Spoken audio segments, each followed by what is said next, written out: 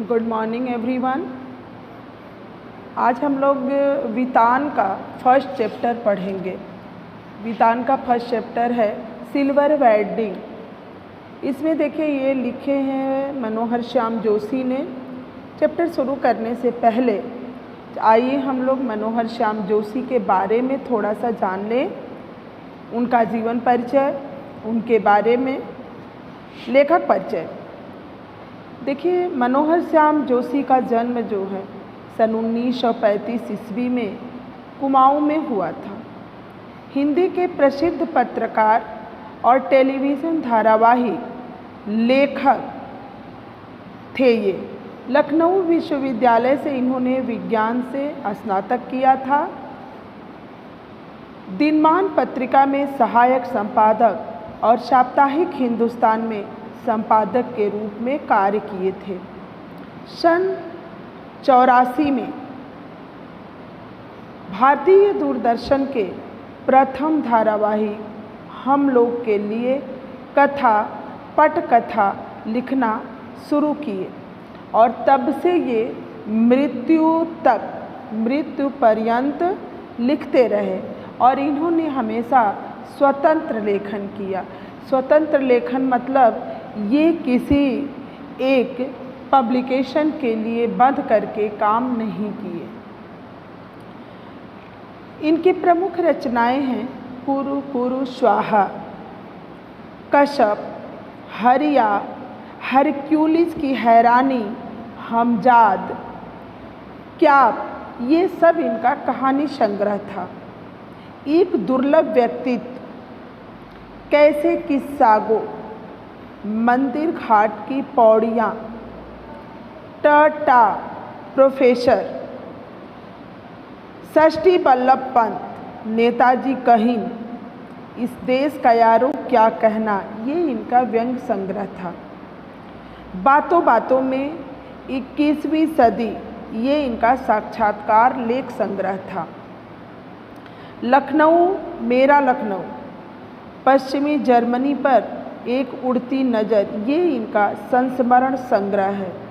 हम लोग, बुनियाद, मुंगेरी लाल के हसीन सपने, ये टेलीविज़न धारावाहिक, ये टेलीविज़न पर भी आ चुका है। हम लोग, बुनियाद और मुंगेरी लाल के हसीन सपने। क्याप के लिए 2005 में साहित्य अकादमी पुरस्कार से इनको सम्मानित किया गया था और इनका निधन सन 2006 में दिल्ली में हुआ था। अब देखिए इनकी एक ये रचना है सिल्वर वेडिंग। शादी की इसमें एक यशोधर बाबू हैं और इनकी पत्नी है। कहा जाता है कि परिवर्तन, आदमी को परिवर्तनशील होना चाहिए, समय के अनुसार अपने अंदर कुछ बदलाव लाने चाहिए।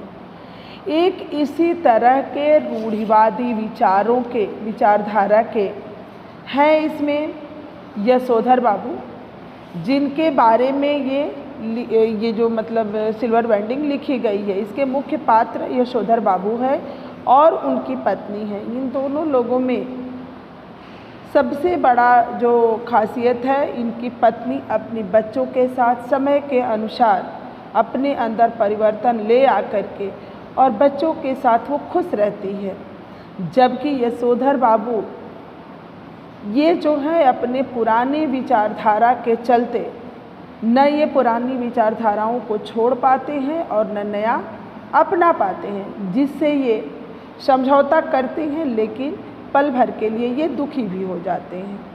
ये परिवर्तन नहीं बल्कि थोड़ी बहुत समझौता, और भी अपने आप से, बच्चों के साथ में। इसी पर आधारित ये आपकी पूरी रचना है इनकी सिल्वर वेडिंग। तो आइए हम इसके बारे में जानते हैं। देखिए, जब सेक्शन ऑफिसर वाईडी यशोधर पंत ने आखिरी फाइल का लाल फीता बांधकर निगाह मेज से उठाई, तब दफ्तर की पुरानी दीवार घड़ी 5:25 बजा रही थी। उनकी अपनी कलाई घड़ी में 5:30 बज रहे थे। पंत जी अपनी घड़ी रोज़ाना सुबह शाम रेडियो समाचारों से मिलाते हैं, इसलिए उन्होंने दफ्तर की घड़ी को ही सुस्त ठहराया। फाइल आउट ट्रे में डालकर उन्होंने एक निगाह अपने मातहतों पर डाली, जो उनके ही कारण 5 बजे के बाद भी दफ्तर में बैठने को मजबूर थे। देखिए, ये सेक्शन अधिकारी थे यशोधर बाबू। ये अपने काम के प्रति बहुत ही सजग थे। यहाँ पर लेखक कह रहा है कि वो अपनी फाइल का लाल फीता बांधकर और निगाह मेज से उठाई, तब दफ्तर की घड़ी में जो पुरानी दीवार घड़ी लगी हुई थी उस पर 5:25 हो रही थी, लेकिन इन्होंने जो अपने हाथ में घड़ी पहन रखा था उस घड़ी में अभी 5 ही बज रहे थे। तो पंत जी जो थे, पंत जी मतलब यशोधर पंत, वो अपनी घड़ी जो है सुबह शाम रेडियो के समाचारों से मिलाते थे। अब वो देखे कि जो उनके साथ उनके नीचे के कर्मचारी थे वो उनका निगाह बार बार घड़ी पे जा रहा था, लेकिन ये अपनी घड़ी में देखे तो इनकी घड़ी में अभी समय कम था।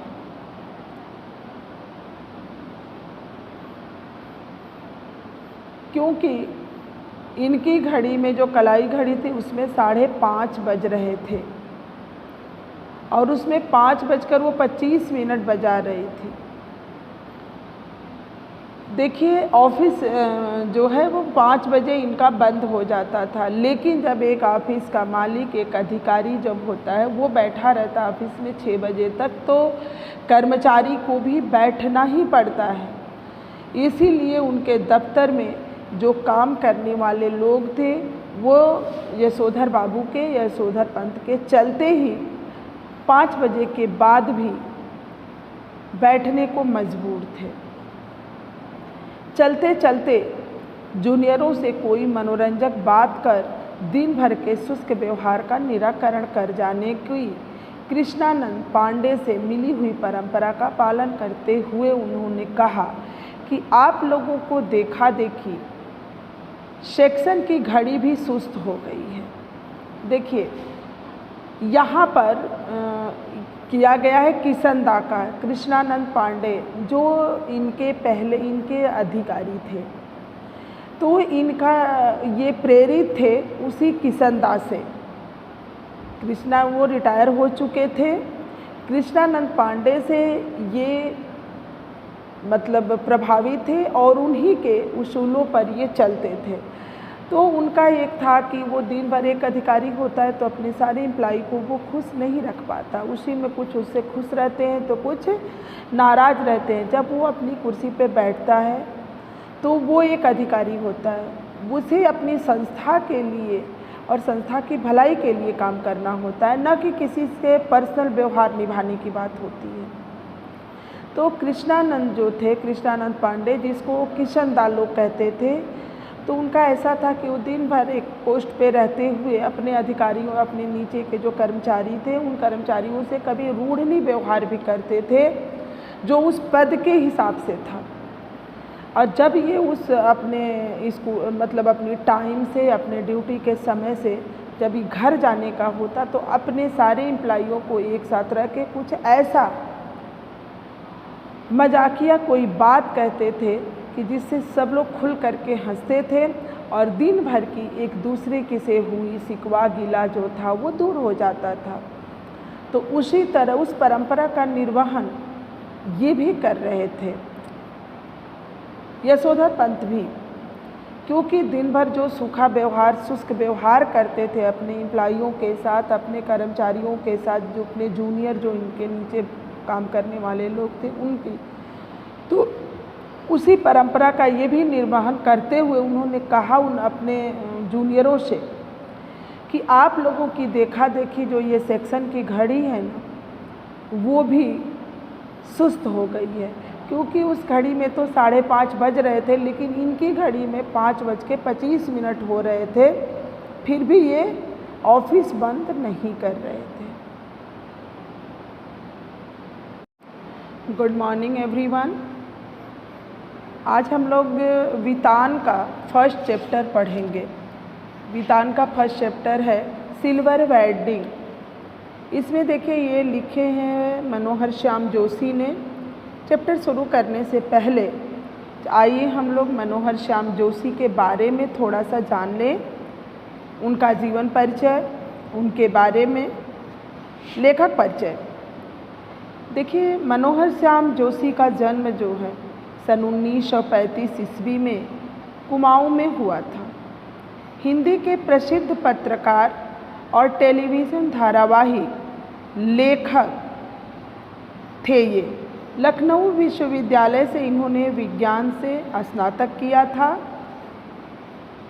दिनमान पत्रिका में सहायक संपादक और साप्ताहिक हिंदुस्तान में संपादक के रूप में कार्य किए थे। सन 84 में भारतीय दूरदर्शन के प्रथम धारावाहिक हम लोग के लिए कथा पटकथा लिखना शुरू किए और तब से ये मृत्यु पर्यंत लिखते रहे और इन्होंने हमेशा स्वतंत्र लेखन किया। स्वतंत्र लेखन मतलब ये किसी एक पब्लिकेशन के लिए बंद करके काम नहीं किए। इनकी प्रमुख रचनाएं हैं कुरु कुरु स्वाहा, कश्यप, हरिया, हरक्यूलिस की हैरानी, हमजाद, क्याप, ये सब इनका कहानी संग्रह था। एक दुर्लभ व्यक्तित्व, कैसे किस्सागो, मंदिर घाट की पौड़ियाँ, टटा प्रोफेसर, षष्ठी बल्लभ पंत, नेताजी कहीन, इस देश का यारो क्या कहना, ये इनका व्यंग संग्रह था। बातों बातों में 21वीं सदी, ये इनका साक्षात्कार लेख संग्रह था। लखनऊ मेरा लखनऊ, पश्चिमी जर्मनी पर एक उड़ती नज़र, ये इनका संस्मरण संग्रह है। हम लोग बुनियाद, मुंगेरी लाल के हसीन सपने, ये टेलीविज़न धारावाहिक ये टेलीविज़न पर भी आ चुका है। हम लोग बुनियाद और मुंगेरी लाल के हसीन सपने। क्याप के लिए 2005 में साहित्य अकादमी पुरस्कार से इनको सम्मानित किया गया था और इनका निधन सन 2006 में दिल्ली में हुआ था। अब देखिए इनकी एक ये रचना है सिल्वर वेडिंग। शादी की इसमें एक यशोधर बाबू हैं और इनकी पत्नी है। कहा जाता है कि परिवर्तन, आदमी को परिवर्तनशील होना चाहिए, समय के अनुसार अपने अंदर कुछ बदलाव लाने चाहिए। एक इसी तरह के रूढ़िवादी विचारधारा के हैं इसमें यशोधर बाबू, जिनके बारे में ये जो मतलब सिल्वर वेडिंग लिखी गई है। इसके मुख्य पात्र यशोधर बाबू है और उनकी पत्नी है। इन दोनों लोगों में सबसे बड़ा जो खासियत है, इनकी पत्नी अपने बच्चों के साथ समय के अनुसार अपने अंदर परिवर्तन ले आकर के और बच्चों के साथ वो खुश रहती है, जबकि यशोधर बाबू ये जो है अपने पुराने विचारधारा के चलते न ये पुरानी विचारधाराओं को छोड़ पाते हैं और न नया अपना पाते हैं, जिससे ये समझौता करते हैं लेकिन पल भर के लिए ये दुखी भी हो जाते हैं। ये परिवर्तन नहीं बल्कि थोड़ी बहुत समझौता, और भी अपने आप से, बच्चों के साथ में। इसी पर आधारित ये आपकी पूरी रचना है इनकी सिल्वर वेडिंग। तो आइए हम इसके बारे में जानते हैं। देखिए, जब सेक्शन ऑफिसर वाईडी यशोधर पंत ने आखिरी फाइल का लाल फीता बांधकर निगाह मेज से उठाई, तब दफ्तर की पुरानी दीवार घड़ी 5:25 बजा रही थी। उनकी अपनी कलाई घड़ी में 5:30 बज रहे थे। पंत जी अपनी घड़ी रोज़ाना सुबह शाम रेडियो समाचारों से मिलाते हैं। इसलिए उन्होंने दफ्तर की घड़ी को ही सुस्त ठहराया। फाइल आउट ट्रे में डालकर उन्होंने एक निगाह अपने मातहतों पर डाली, जो उनके ही कारण 5 बजे के बाद भी दफ्तर में बैठने को मजबूर थे। देखिए, ये सेक्शन अधिकारी थे यशोधर बाबू। ये अपने काम के प्रति बहुत ही सजग थे। यहाँ पर लेखक कह रहा है कि वो अपनी फाइल का लाल फीता बांधकर और निगाह मेज से उठाई, तब दफ्तर की घड़ी में जो पुरानी दीवार घड़ी लगी हुई थी उस पर 5:25 हो रही थी। लेकिन इन्होंने जो अपने हाथ में घड़ी पहन रखा था उस घड़ी में अभी 5 ही बज रहे थे। तो पंत जी जो थे, पंत जी मतलब यशोधर पंत, वो अपनी घड़ी जो है सुबह शाम रेडियो के समाचारों से मिलाते थे। अब वो देखे कि जो उनके साथ उनके नीचे के कर्मचारी थे वो उनका निगाह बार बार घड़ी पे जा रहा था, लेकिन ये अपनी घड़ी में देखे तो इनकी घड़ी में अभी समय कम था।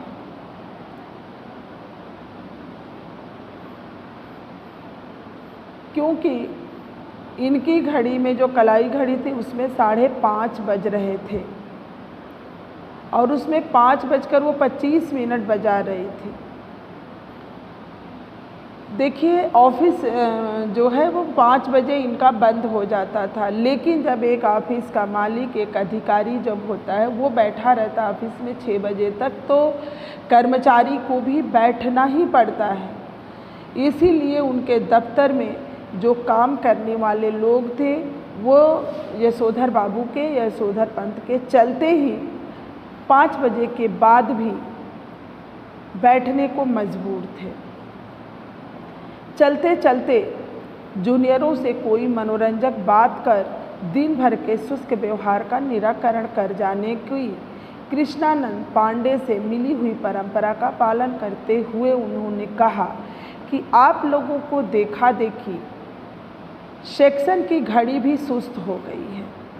देखिए, यहाँ पर किया गया है किशन दा का, कृष्णानंद पांडे जो इनके अधिकारी थे, तो इनका ये प्रेरित थे उसी किशन दा से। वो रिटायर हो चुके थे। कृष्णानंद पांडे से ये प्रभावित थे और उन्हीं के उसूलों पर ये चलते थे। तो उनका एक था कि वो दिन भर, एक अधिकारी होता है तो अपने सारे एम्प्लॉई को वो खुश नहीं रख पाता, उसी में कुछ उससे खुश रहते हैं तो कुछ नाराज़ रहते हैं। जब वो अपनी कुर्सी पे बैठता है तो वो एक अधिकारी होता है, उसे अपनी संस्था के लिए और संस्था की भलाई के लिए काम करना होता है, न कि किसी से पर्सनल व्यवहार निभाने की बात होती है। तो कृष्णानंद जो थे, कृष्णानंद पांडे, जिसको किशन दा लोग कहते थे, तो उनका ऐसा था कि वो दिन भर एक पोस्ट पे रहते हुए अपने अधिकारियों, अपने नीचे के जो कर्मचारी थे उन कर्मचारियों से कभी रूढ़ नहीं व्यवहार भी करते थे जो उस पद के हिसाब से था। और जब ये उस अपनी टाइम से, अपने ड्यूटी के समय से जब ये घर जाने का होता तो अपने सारे एम्प्लॉइयों को एक साथ रख के कुछ ऐसा मजाकिया कोई बात कहते थे कि जिससे सब लोग खुल करके हंसते थे और दिन भर की एक दूसरे की से हुई शिकवा गिला जो था वो दूर हो जाता था। तो उसी तरह उस परंपरा का निर्वहन ये भी कर रहे थे यशोधर पंत भी, क्योंकि दिन भर जो सूखा व्यवहार, शुष्क व्यवहार करते थे अपने एम्प्लॉइयों के साथ, अपने कर्मचारियों के साथ, जो अपने जूनियर, जो इनके नीचे काम करने वाले लोग थे उनकी, तो उसी परंपरा का ये भी निर्वहन करते हुए उन्होंने कहा उन अपने जूनियरों से कि आप लोगों की देखा देखी जो ये सेक्शन की घड़ी है ना, वो भी सुस्त हो गई है। क्योंकि उस घड़ी में तो 5:30 बज रहे थे, लेकिन इनकी घड़ी में 5:25 हो रहे थे, फिर भी ये ऑफिस बंद नहीं कर रहे थे।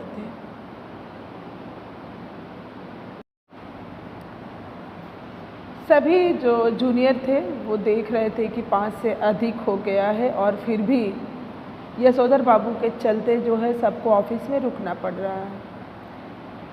तो जब उन्होंने ये मजाक किया कि आप लोगों को देख करके ऑफिस की घड़ी जो है, सेक्शन की जो घड़ी है वो भी हमारी सुस्त पड़ गई है, उसी समय सीधे असिस्टेंट ग्रेड में आए एक नया छोकरा था, जिसका मतलब नई उसकी नियुक्ति हुई थी, जिसका नाम था चड्ढा, जिसकी चौड़ी मोहरी वाली पतलून और ऊंची एड़ी वाले जूते पंत जी को समहाउ इम्प्रॉपर, मतलब किसी भी तरह से अनुचित मालूम होते हैं।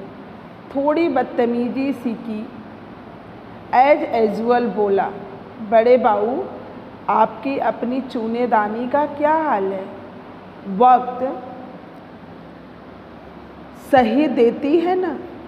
वो उनके जो घड़ी लगाए हुए थे हाथ में, कलाई घड़ी, तो वो जो लड़का था असिस्टेंट ग्रेड पर, उसकी अभी नई नियुक्ति हुई थी, चड्ढा, वह आया और उसको देख करके पंत जी को थोड़ा भी अच्छा नहीं लगता था। वो हमेशा चौड़ी मोहरी वाला पतलून पहनता था, ऊंची एड़ी वाले जूते पहनते थे, और वह बोला कि बड़े बाऊ आपकी अपनी चूनेदानी का क्या हाल है? मतलब आपकी अपनी जो चूनेदानी, मतलब घड़ी जो बांधे हुए, उसका क्या हाल है? अभी उसमें बजा कि नहीं 5:30?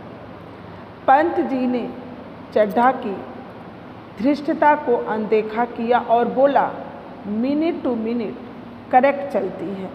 वह उसकी तरफ देखे और उसकी इस बदतमीजी को उन्होंने अनदेखा किया और उसका जवाब दिया कि ये मेरी घड़ी जो है वो मिनट टू मिनट करेक्ट चलती है। चड्ढा ने कुछ और धृष्ट हो करके पंत जी की कलाई थाम ली। इस तरह की धृष्टता का प्रकट विरोध करना यशोधर बाबू ने छोड़ दिया है।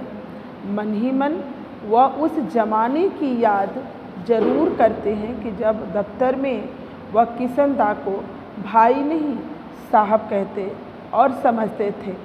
घड़ी की ओर देखकर वह बोला कि बाबा आदम के ज़माने की है।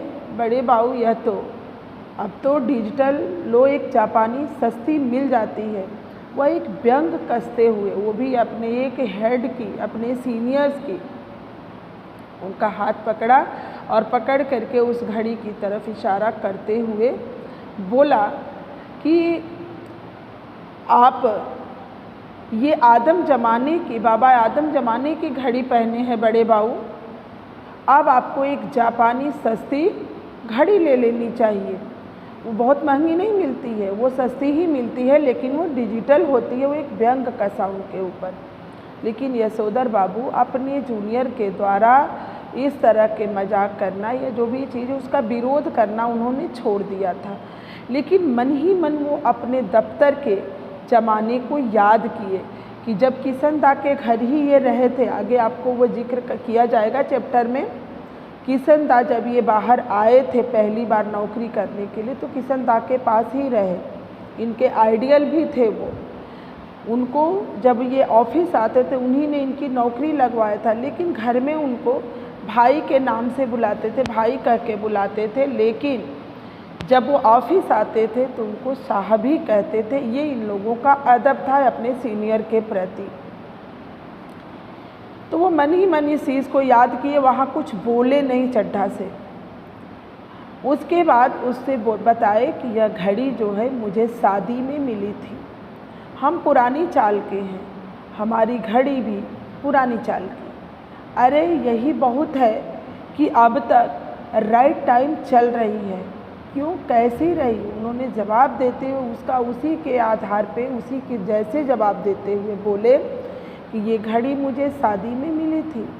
यह पुरानी चाल की घड़ी है और हमारी घड़ी जो है, हम पुराने चाल के और हमारी घड़ी भी मेरी तरह पुरानी चलती है। लेकिन इसकी सबसे बड़ी खासियत है कि ये अभी भी राइट टाइम चल रही है। वो अपने तरफ भी इशारा किए कि मैं भी बूढ़ा हो गया हूँ काम करते करते, लेकिन मैं और मेरी घड़ी, हम लोग हमेशा अभी भी राइट टाइम ही चल रहे हैं। इस तरह का नहले पर दहला जवाब देते हुए एक हाथ आगे बढ़ा देने की परंपरा थी। रेमजे स्कूल अल्मोड़ा में, जहाँ से कभी यशोधर बाबू ने मैट्रिक की परीक्षा पास की थी।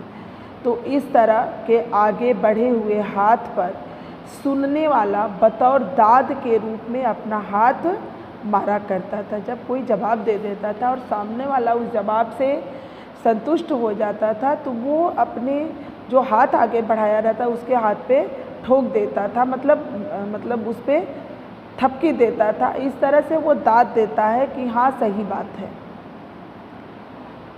तो उसने, क्योंकि ये जो था ना, अल्मोड़ा के एक स्कूल में यशोधर बाबू मैट्रिक की परीक्षा पास की थी, तो स्कूल का ही ये नियम था जो आज भी उनके अंदर था।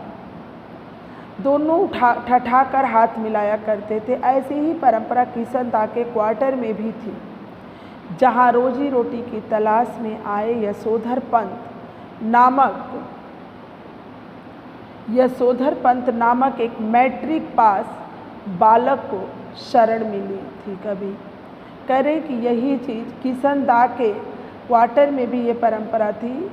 जब कभी यशोधर पंत नामक एक मैट्रिक पास मतलब 10th पास बालक आया था कभी, और उस समय किशन दा रोजी रोटी के तलाश में पहले होती थी ना कि अपनी पढ़ाई ख़त्म करने के बाद बाहर निकलता था आदमी, जाता था 2-4-10 महीने ठोकर खाते खाते फिर अपनी नौकरी कहीं न कहीं ढूंढ लेता था। तो उसी तरह यशोधर बाबू भी आए थे।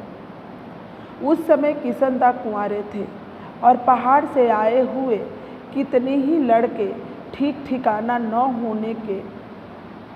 होने पर भी वह उनके यहाँ रह जाते थे। मेस जैसे वो अपना घर बनाकर रखे थे। उनका ये था कि जो लड़के नौकरी की तलाश में आते थे उनके यहाँ ठहरते थे, और उनके यहाँ था कि मिलकर लाओ, पकाओ और खाओ। यशोधर बाबू जिस समय दिल्ली आए थे उनकी उम्र सरकारी नौकरी के लिए कम थी। कोशिश करने पर भी बाय सर्विस में वो नहीं लगाए जा सके। तब किशन दा ने उन्हें मेस का रसोइया बनाकर रख लिया। कह रहे कि जब यशोधर बाबू आए थे तो उस समय उनकी उम्र नौकरी करने की नहीं थी, उनकी उम्र अभी कम थी। तो क्या किए किशन दा कि उनको अपने यहाँ जो बच्चे आते थे नौकरी के लिए उनका खाना पीना बनता था, तो इनको मेस में रख ली कि तुम मिलकर के खाना पीना का काम देख लेना। यही नहीं, उन्होंने यशोधर को 50 रुपये उधार भी दिए जिससे वो कपड़े बनवा सके और अपने गांव पैसा भेज सके। बाद में इन्हीं किशन दा ने अपने ही नीचे नौकरी दिलवाई और दफ्तरी जीवन में मार्गदर्शन किया। जो किशन दा जी थे, कृष्णानंद पांडे जो थे, उनका नाम था किशन दा बच्चे कहते थे, लेकिन उनका नाम था कृष्णानंद पांडे। तो कह रहे कि वही जो थे, जब 1 साल बाद इनकी नौकरी की उम्र हुई तो वो ले आके अपने ऑफिस में नौकरी अपने से नीचे पोस्ट पे दिलवाए यशोधर बाबू को, और उनको उनका मेस से निकाल के दफ्तरी जीवन में मार्गदर्शन किया। चड्ढा ने जोर से कहा, बड़े बाबू आप किन ख्यालों में खो गए? मेनन पूछ रहा है कि आपकी शादी हुई कब थी? यशोधर बाबू ने सकपका कर अपना बढ़ा हुआ हाथ वापस खींच लिया और बोले कि now let me see, I was married on 6 February 1947। वो वहाँ जब वो चड्ढा था तो वो पूछे इनसे, जब वो कहे कि मेरी शादी में मिली हुई खड़ी है, तो वो यशोधर बाबू से पूछ लिया कि बड़े बाबू आप ये बताइए कि किस ख्यालों में किशन दा के बारे में याद करने लगे। ये मेनन पूछ रहा है कि आपकी शादी कब हुई थी? तो यशोधर बाबू सकपकाए और जो हाथ अपना आगे बढ़ाए हुए थे उसको वापस खींचे और खींच करके बोले कि now let me see, I was married on 6 February 1947। उन्होंने कहा कि मेरी शादी जो है वो 6 फरवरी 1947 में हुई थी, 47। तो अब आपका वीडियो आज का चैप्टर इतना ही। नेक्स्ट कहानी जो है आपको अगले वीडियो में